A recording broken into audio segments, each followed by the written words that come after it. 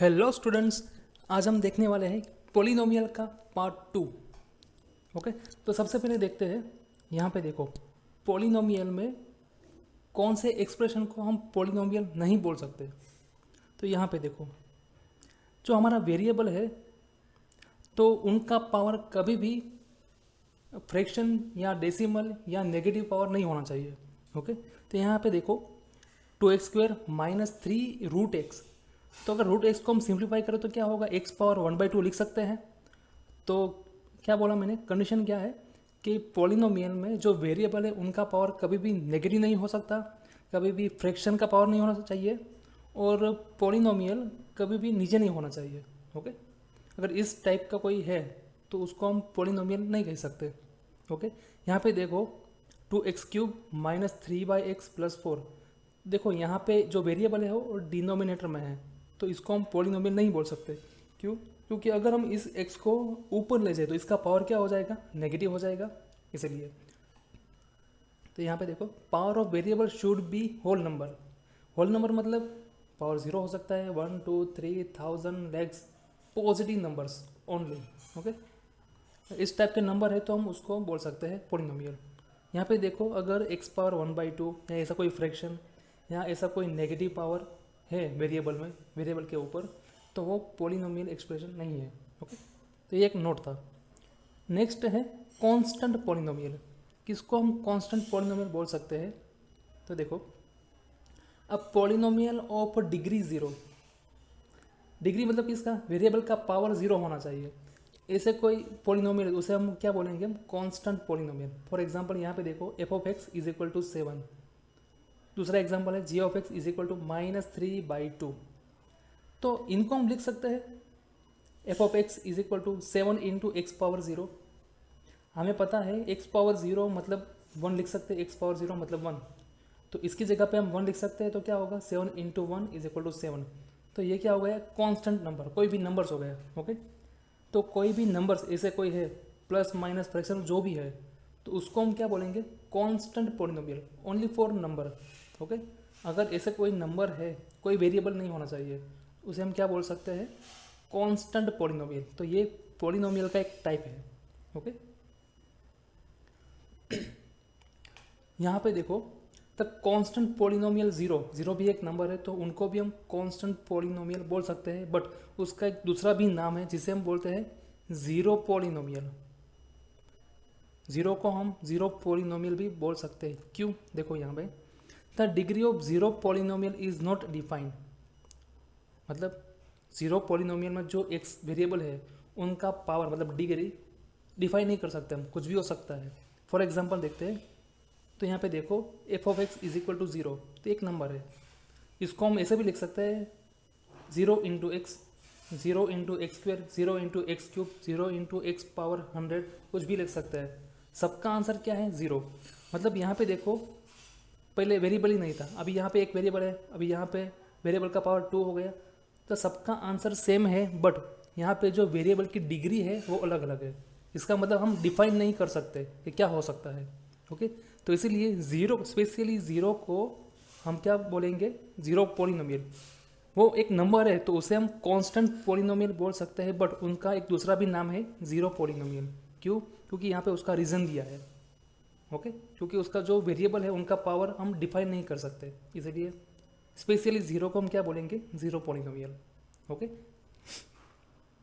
अभी जो पॉलिनोमियल है उनके ग्राफ कैसे हो सकते हैं, तो हम पहले लेंगे लीनियर पॉलिनोमियल। लीनियर पॉलिनोमियल मतलब क्या होता है, ऐसा पॉलिनोमियल या एक्सप्रेशन जिसमें जो वेरिएबल है उनका पावर 1 होना चाहिए। तो उसका एक एग्जांपल है जनरल फॉर्म ax + b। तो यहाँ पे देखो x जो वेरिएबल है उनका पावर 1 है। ओके, तो अगर हम इसका ग्राफ प्लॉट करेंगे तो हमें ऐसे स्ट्रेट लाइन मिलेगा। तो लीनियर पॉलिनोमियल का ग्राफ कैसा होगा, सिंपल एक स्ट्रेट लाइन। ओके, दूसरा है क्वाड्रेटिक पॉलिनोमियल। तो उसका एक फॉर्म है ax² + bx + c। तो यहाँ पे देखो x का पावर 2 है, क्वाड मतलब 2। ओके, तो जब भी क्वाड्रेटिक पॉलिनोमियल है तो उनका ग्राफ कैसा होगा, इस टाइप का। या तो ये ऊपर की ओर ओपन होगा, या तो फिर नीचे की ओर डाउन और ओपन होगा। ओके, मतलब ऐसा कर्व फॉर्म में होगा। नेक्स्ट है क्यूबिक पॉलिनोमियल। क्यूब मतलब 3, जहाँ पे वेरिएबल का पावर 3 होगा। तो इस टाइप के पॉलिनोमियल का ग्राफ अगर ड्रॉ करें तो हमारे पास कुछ ऐसा ग्राफ आएगा। अभी यहाँ पे देखो x का पावर 1 है, इसका मतलब इस पॉलिनोमियल का एक ही ज़ीरो है। तो वो ज़ीरो किसे बोलेंगे हम, कि जो भी पॉलिनोमियल है उनका अगर ग्राफ प्लॉट करेंगे तो वो ग्राफ एक्स एक्सिस को जितने भी पॉइंट पे टच करे या क्रॉस करे उतने उनके ज़ीरो होंगे। तो यहाँ पे देखो ये स्ट्रेट लाइन इस एक्स एक्सिस को एक ही पॉइंट पे इंटरसेक्ट कर रहा है, इसका मतलब ये लीनियर पॉलिनोमियल का एक ही ज़ीरो है। यहाँ पे देखो क्वाड्रेटिक पॉलिनोमियल, तो ये ग्राफ एक्स एक्सिस को दो जगह पे यहाँ पे और यहाँ पे दो जगह पे इंटरसेक्ट कर रहा है, इसका मतलब इस पॉलिनोमियल के दो ज़ीरो है। क्यूबिक पॉलिनोमियल में क्या है 1, 2 एंड 3, तो ये ग्राफ एक्स एक्सिस को तीन जगह पे इंटरसेक्ट कर रहा है, तो क्यूबिक पॉलिनोमियल के 3 ज़ीरो है। ओके,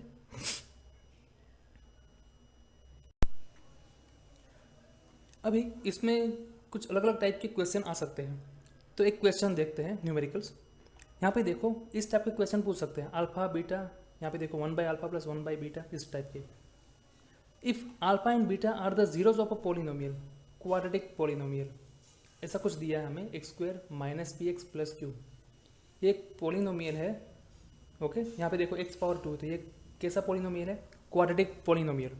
ओके, इनके कितने ज़ीरो है, दो, एक है अल्फा दूसरा है बीटा। ओके, तो हमें उसकी वैल्यूज फाइंड करनी है, α² + β² की वैल्यू क्या होगी और इनकी वैल्यू क्या होगी।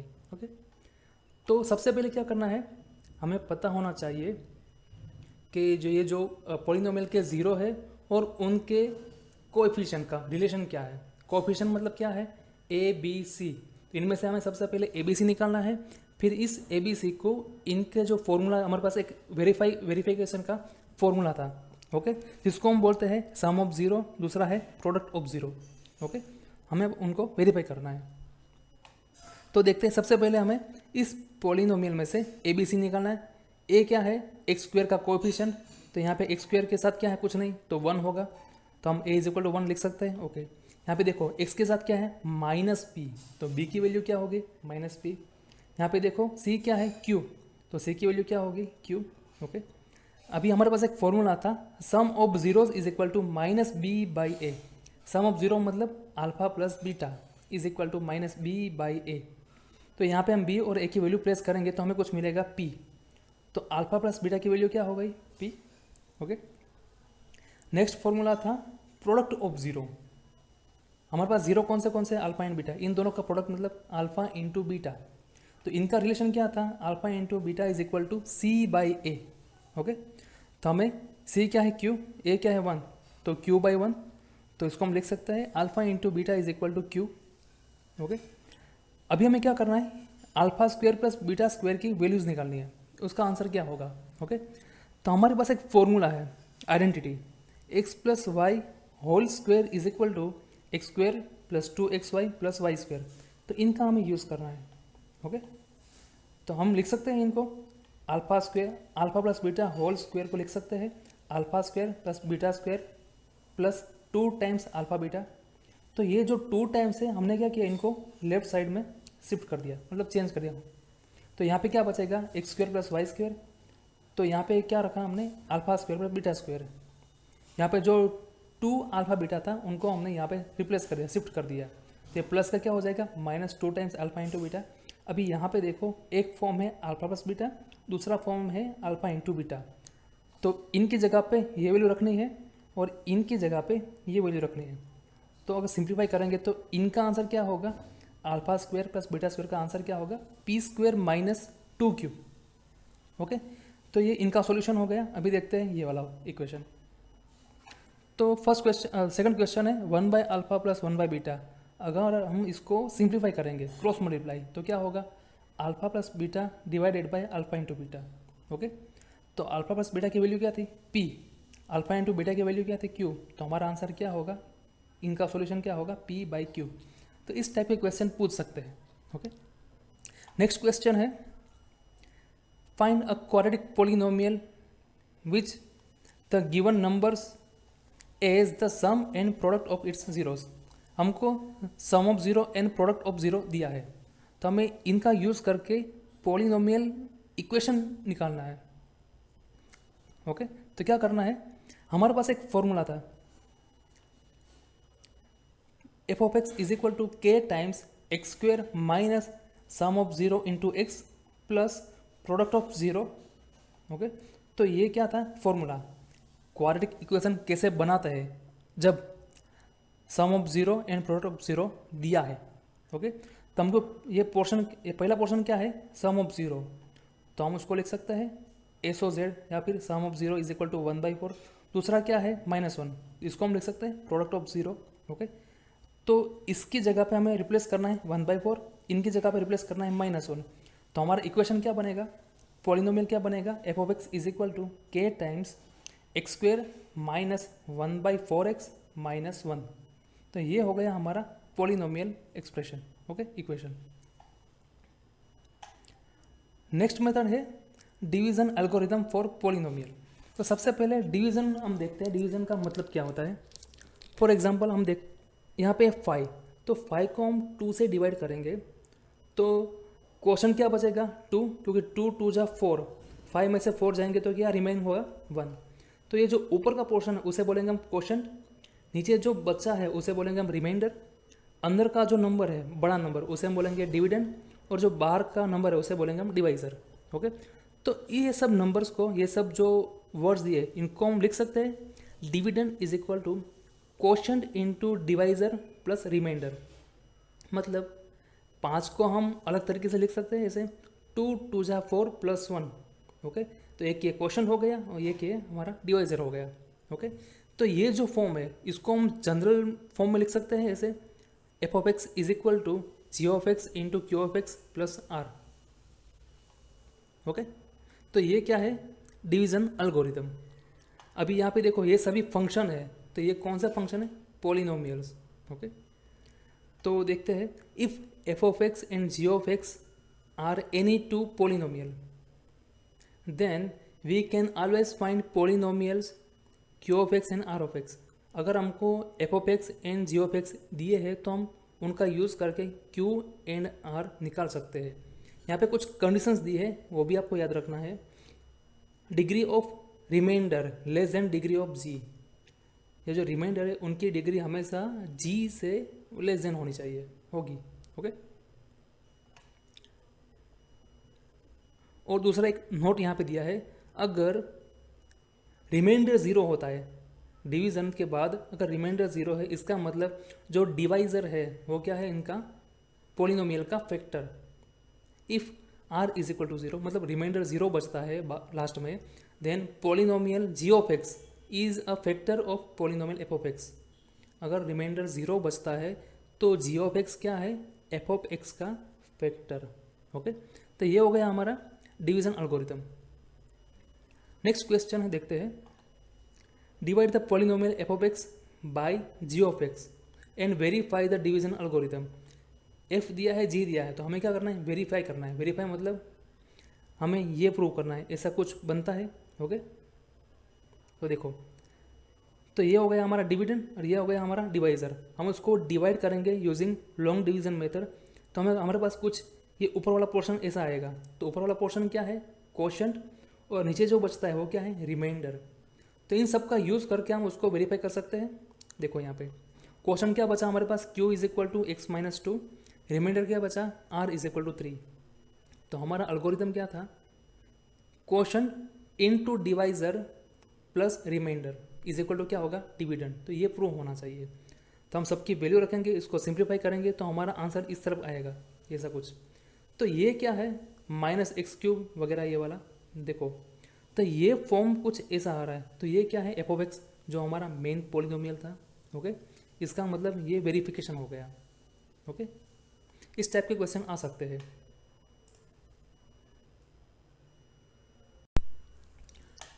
इस टाइप के क्वेश्चन पूछ सकते हैं। देखो, find all the zeros of the polynomial F of X is equal to, यहाँ पे देखो इस पॉलिनोमियल में मैक्सिमम डिग्री या पावर कितना है, 4। इसका मतलब इस पॉलिनोमियल के 4 जीरो होंगे। तो यहाँ पे if 2 of its zeros are √2 and -√2, ये पोलिनोमियल का पावर मैक्सिमम पावर 4 है, इसका मतलब इनके 4 जीरो होने चाहिए। इनमें से 2 जीरो यहाँ पे दिए हैं √2 एन माइनस √2, तो बाकी के जो रिमेनिंग 2 जीरो है वो फाइंड करो। ओके, तो चलो देखते हैं उसका solution. We know that if x is equal to alpha, for example हम कोई वैल्यू लेते हैं x की alpha, okay, is a zero of a polynomial. अगर x की वैल्यू हमने अल्फा दी, अगर ये एक पोलिनोमियल की वैल्यू है या जीरो है, तो इसको हम लिख सकते हैं x माइनस अल्फा। ओके, तो यहाँ पे हमको जीरो दिए हैं √2 n माइनस √2। अगर ये जीरो है तो इनको हम लिख सकते हैं x माइनस अल्फा। तो अगर ये जीरो है ये दोनों, तो इनको लिख सकते हैं इनकी जगह पे x माइनस √2, इनकी जगह पे x प्लस √2। ओके, तो ये दोनों क्या हो गए जीरोस। अगर हम इनको सिंप्लीफाई करेंगे, मल्टीप्लिकेशन करेंगे, तो हमारा आंसर क्या होगा x² माइनस 2। ओके, अभी ये क्या है, is a factor of polynomial F of x. हमें क्या करना है, पोलिनोमियल को ये जो हमने अभी फाइंड किया था फैक्टर जी ऑफ एक्स, उनसे डिवाइड करना है। ओके, तो क्या करना है, दोनों पोलिनोमियल है तो क्या करना होगा, लॉन्ग डिवीजन मेथड। इनको डिवाइड करने के बाद हमारे पास रिमाइंडर क्या आ रहा है, जीरो। ओके,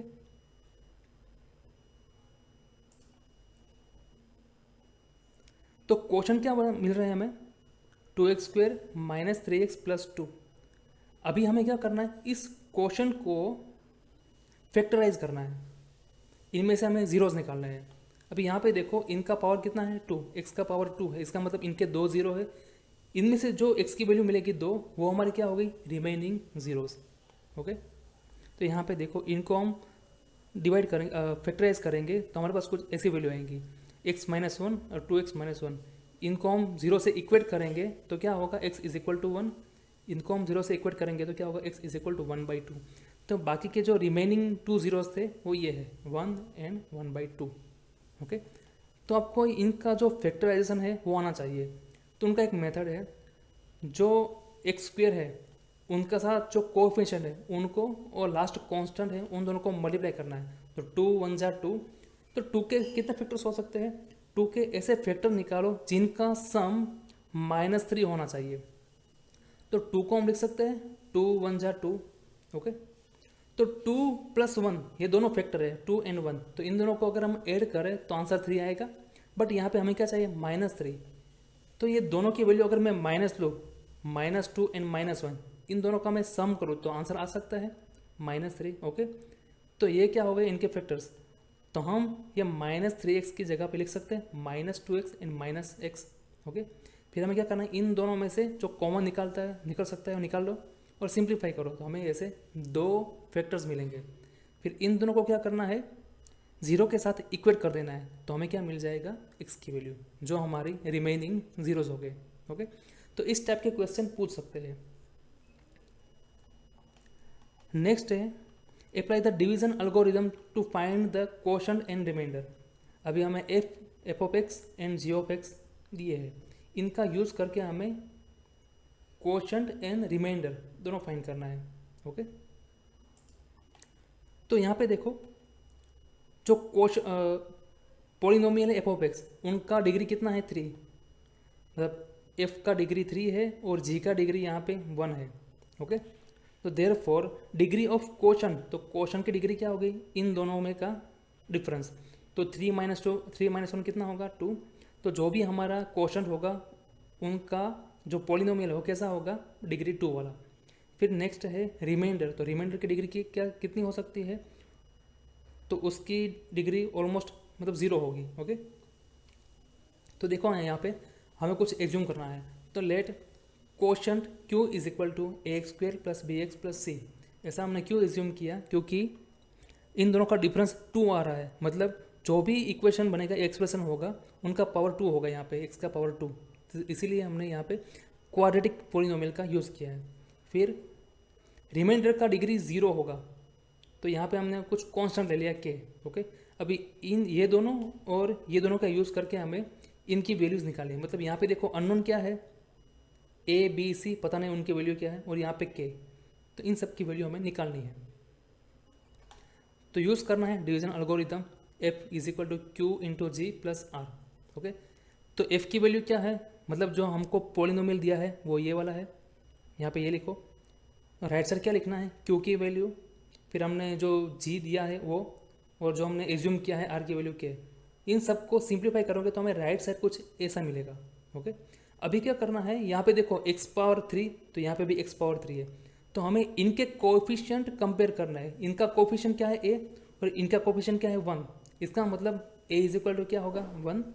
फिर यहाँ पे देखो एक्स स्क्वेयर का कोएफिशिएंट क्या है -6, और यहाँ पे देखो एक्स स्क्वेयर का कोएफिशिएंट क्या है 2a + b, तो इनको हमें कंपेयर करना है। ओके, तो हम लिख सकते हैं -6 is equal to 2a + b।